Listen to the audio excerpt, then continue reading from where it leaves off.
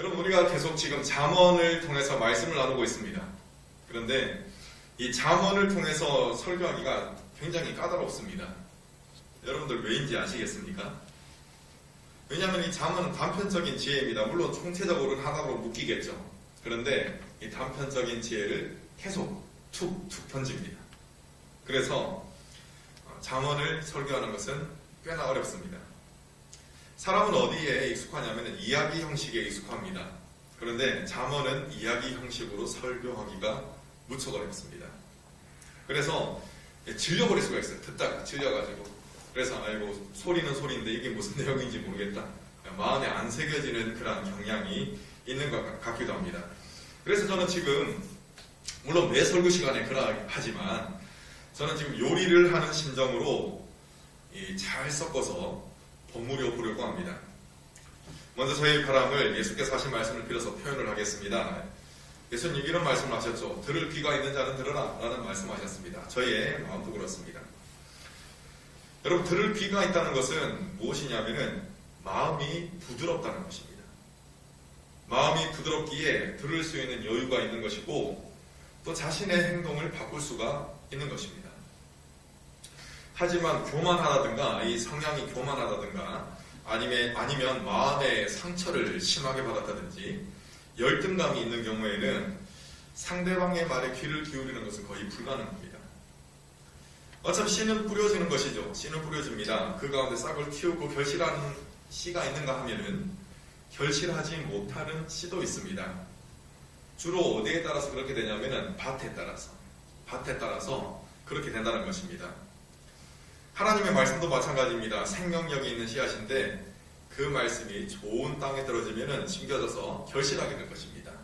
그런데 뭐 돌짝밭 그리고 가시밭, 또 길가 같은 곳에 떨어지면은 결국 결실을 하지 못하는 것입니다.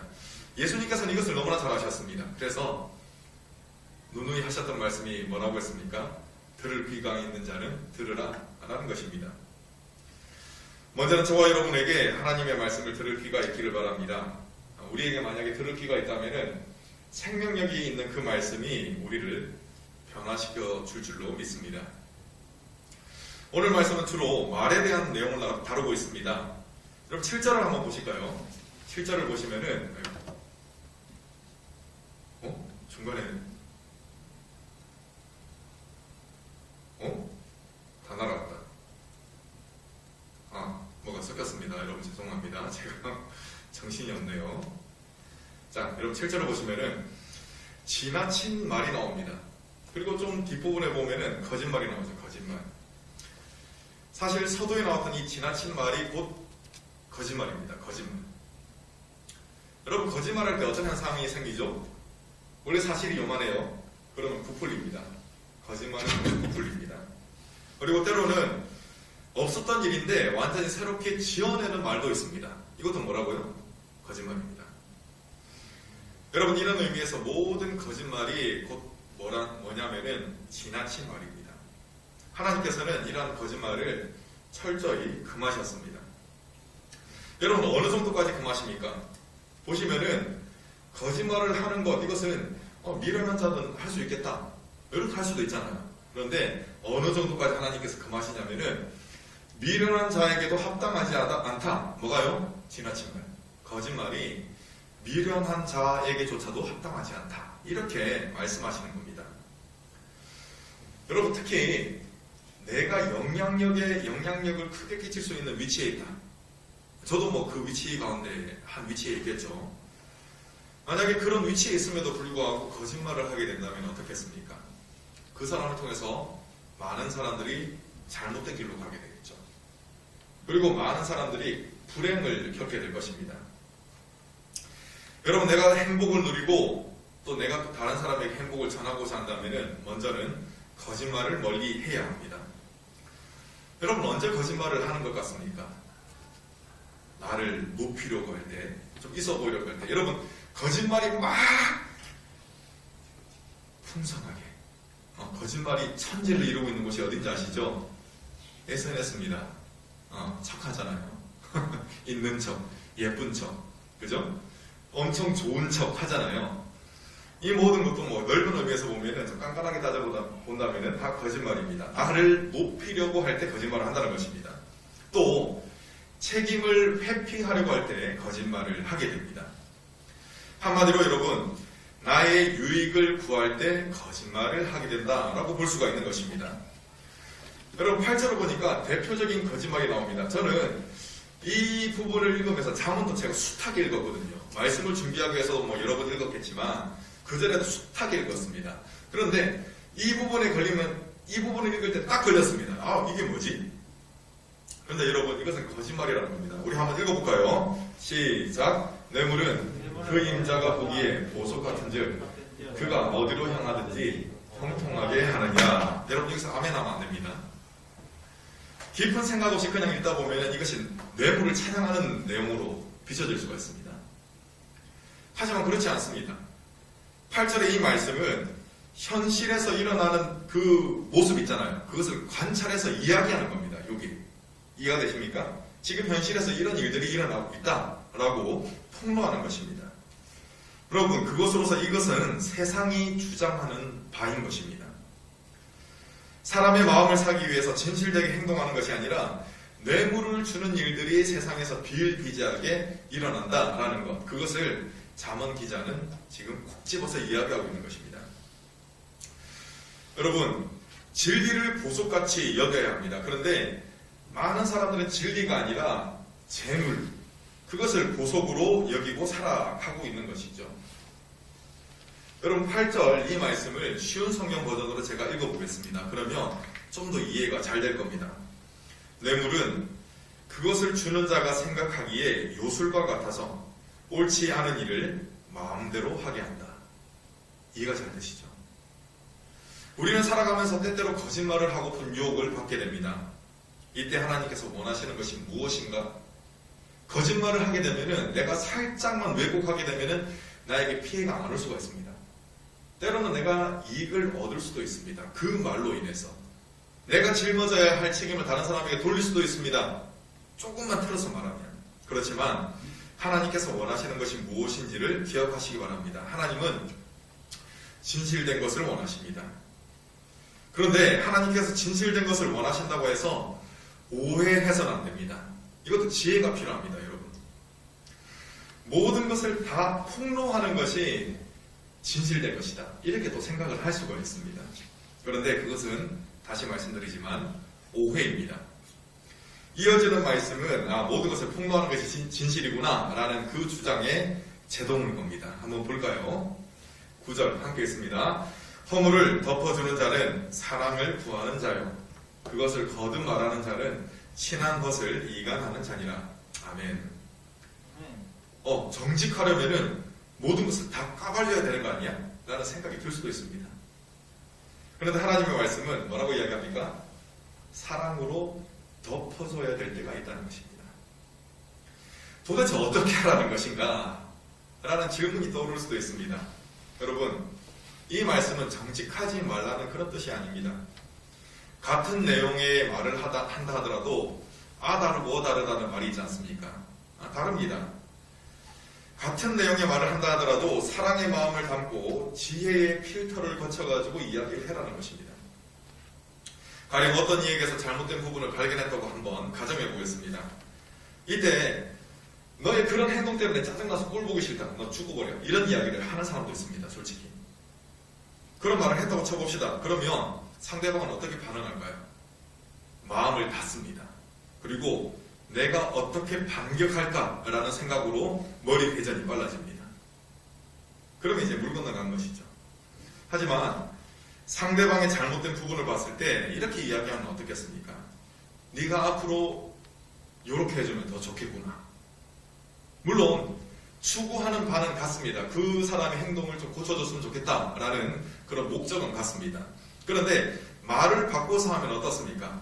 똑같은 바람을 갖고 말을 했다 하더라도 이 말에 마음의 문을 조금 더 열지 않겠습니까? 지금까지 나눈 내용을 종합해 보겠습니다. 정직하게 행하되, 정직하게 말하되 사랑의 마음을 가지고 지혜로운 말을 해야 한다는 것입니다. 누군가의 허물을 다른 이들에게 계속 말하는 것, 그런 경우가 정말 많이 생깁니다. 그런데 그것이 사실이다 하더라도 남의 허물을 계속 들추어내면 어떻습니까? 갈라집니다. 서로 적이 됩니다. 그래서 합당하지 않다는 것이죠. 여러분, 왜 이런 행동을 하게 될까요? 왜 이런 행동을 하게 되냐면은 사랑이 없기 때문에 그렇습니다. 지혜롭지 않기 때문에 그렇습니다. 여러분, 지혜로운 말을 할 수 있는 비결을 알려드릴까요? 지혜로운 말 쉽습니다. 조금만 늦추면 됩니다. 내가 막 혈기가 올라오잖아요. 그때 말을 하면은 분명히 나는 지혜 없는 말, 사랑 없는 말을 할 수밖에 없습니다. 그런데 조금만 늦추면 괜찮습니다. 조금 더 신중하면 된다는 것이죠. 여러분, 바로 내지르는 것이 아니라 내가 어떤 말을 해야 할지를 놓고 한 번이라도 더 기도하면 되는 것입니다. 정직하게 행하되 사랑을 담은 지혜로운 말하는 저와 여러분 되기를 간절히 소원합니다. 자, 10절 한번 보겠습니다. 충고가 나오고 매 100대가 나옵니다. 여러분 같으면 어떤 것 선택하시겠습니까? 내가 고칠 수 있다, 어떤 것을. 그러면 충고로 고치겠습니까? 아니면 매 100대로 고치겠습니까? 충고를 선택하겠죠. 그런데 여러분들의 과거 지난 시간을 한번 돌이켜보시기 바랍니다. 여러분들의 행동은 언제 고쳐지는가요? 굉장히 꼬맹이 시절 그때 떠올려보면 좋을 것 같습니다. 말로 충고할 때 고쳐지던가요? 아니면은 한 대 이렇게 등짝 스매싱을 맞고 막 이럴 때 고쳐지던가요? 후자입니다. 후자. 착할 필요 없습니다. 여러분, 드러나는 현상을 보면, 인생에서 드러나는 현상을 보면은 충격 요법인 내가 더 효과적으로 드러납니다. 그런데 오늘 말씀을 보니까 한마디 충고를 받아들이는 사람이 있답니다. 매 100대가 오기 전에 충고가 올 때 그것을 받아들이는 사람이 있답니다. 이 사람의 경우에는 어떻습니까? 한마디 충고를 통해서 얻는 효과가 매 100대보다 훨씬 좋다는 것이죠. 왜 이런 현상이 나타나겠습니까? 마음이 부드럽기 때문에 그렇습니다. 듣는 자의 마음이 부드럽기 때문에 효과가 있는 것입니다. 완전 반대로 말해볼까요? 듣는 자의 마음이 딱딱하다면은 매 100대가 그 사람을 후려친다고 하더라도 효과가 없다는 것입니다. 그리고 11절 말씀을 보면은 여러분 효과 없는 사람이 나오죠. 악한 자를 효과가 없는 사람.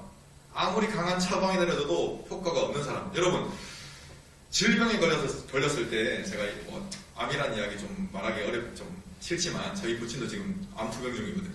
아무튼 암 말기일수록 약의 효과가 있습니까? 없습니까? 치료 효과가 있습니까? 없습니까? 없습니다. 없습니다.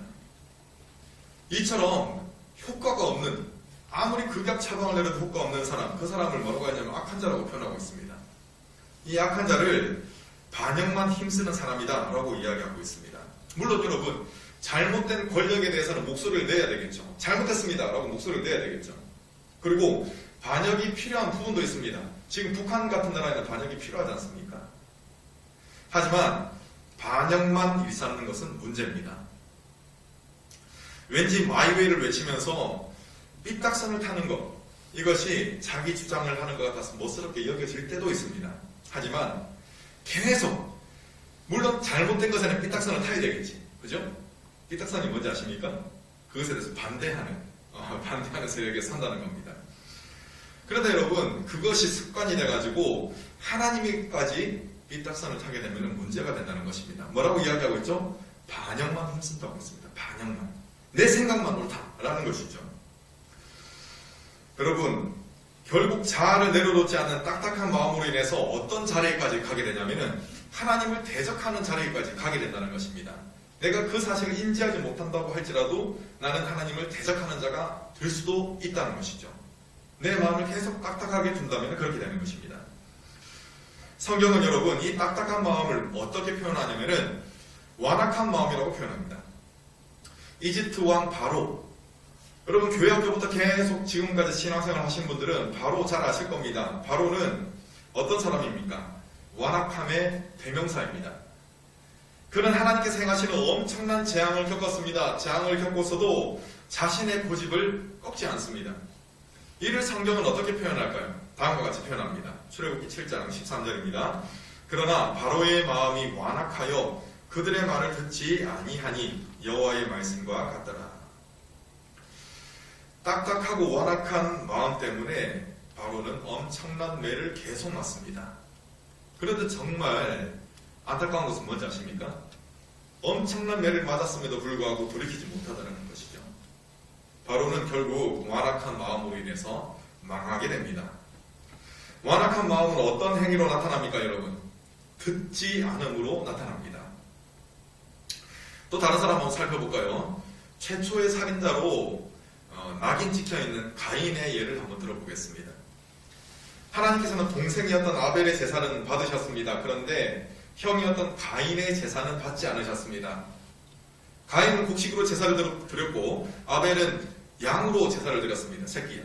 하나님이 짐승의 제사를 받으신다 라고 생각하고 가인의 제사를 받지 않으셨다 이렇게 생각할 수도 있는데 그것은 아닙니다. 하나님께서는 곡식의 제사, 소제도 받으십니다. 자, 그렇다면 왜 하나님께서는 가인의 제사를 받지 않으셨는가? 라는 질문을 할 수도 있습니다. 자, 가인은 자신의 제사를 하나님이 안 받으시고 아벨의 제사만 받으시니까 굉장히 불쾌했습니다. 그때 하나님께서 가인에게 말씀하십니다. 여기에 그 이유, 가인의 제사를 왜 안 받으셨는가? 그 이유가 나타나 있습니다. 창세기 4장 6절, 7절 제가 읽겠습니다. 좀 쉬운 성경 버전으로 읽습니다. 여호와께서 가인에게 물으셨습니다. 내가 왜 화를 내느냐? 왜 안색이 변하느냐? 내가 좋은 마음을 품고 있다면 어찌 얼굴을 들지 못하겠느냐?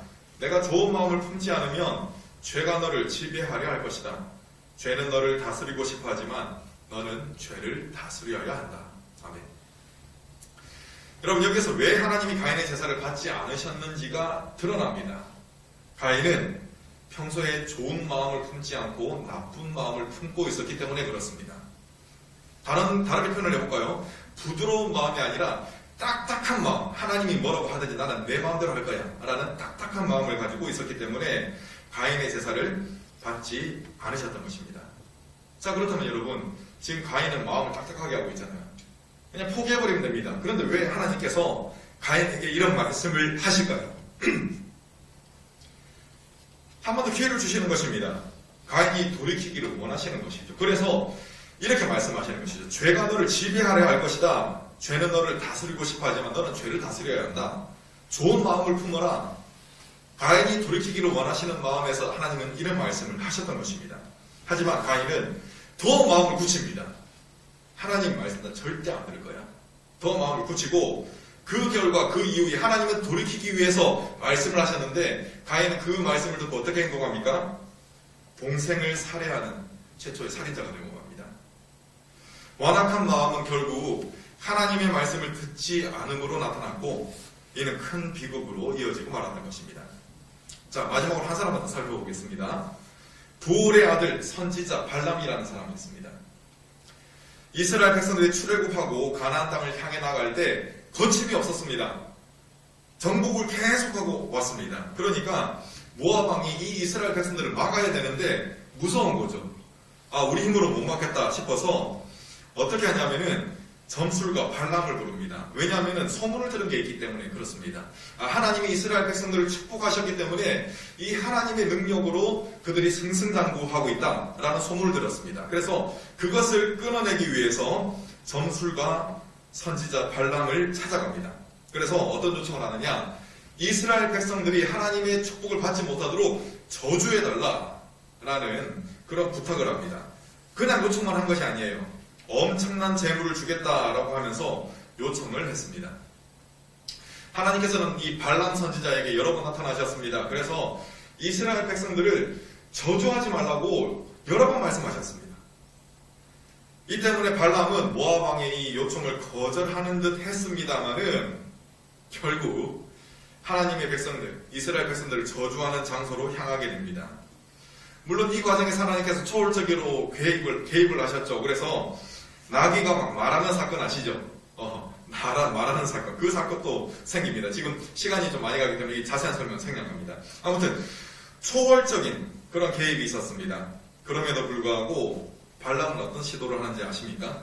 하나님은 네가 이스라엘 백성들을 저주하지 말라라고 계속 말씀하셨음에도 불구하고 발람은 저주하기 위한 시도를 계속합니다. 재물을 향한 탐욕 때문에 마음이 딱딱하고 완악하게 되었기 때문에 그렇습니다. 결국 그는 자신의 선택의 열매로 죽음을 맞이하게 됩니다. 여러분, 발람의 경우에는 조금 더 안타깝습니다. 왜냐하면은 하나님의 말씀을 들어먹는 척했기 때문에 그렇습니다. 여러분, 이 내용을 스토리를 자세히 아시면은 제가 무슨 말씀을 하려는지 아실 겁니다.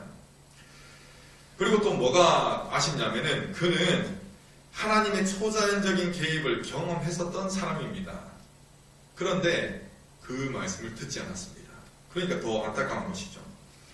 그는 결국 탐욕을 사랑함으로 인해서 마음이 굳어졌고 그 결과 하나님의 말씀을 들어먹지를 않았습니다. 듣기는 했죠.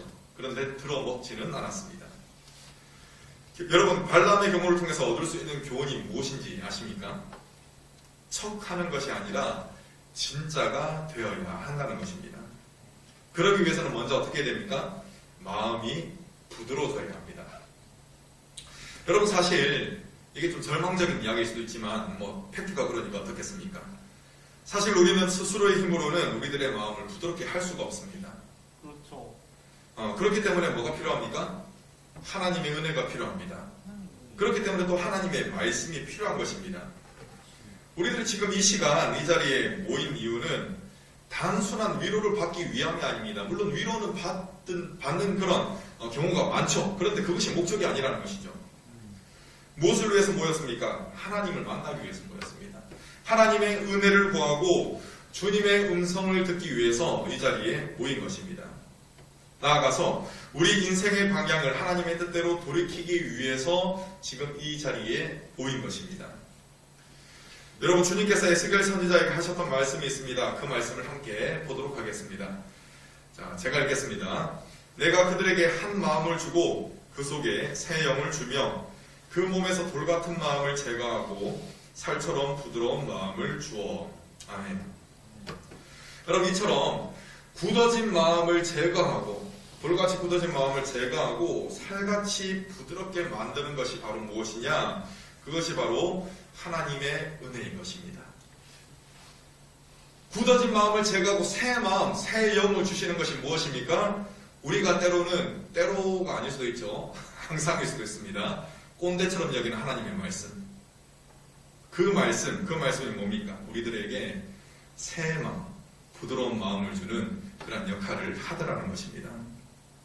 여러분, 에스겔 선지자는 하나님의 말씀을 수많은 사람들에게 전했을 겁니다. 이때 어떤 사람들은 하나님의 말씀에 반응해서 마음을 부드럽게 만들었을 것입니다. 그래서 순종했을 거예요.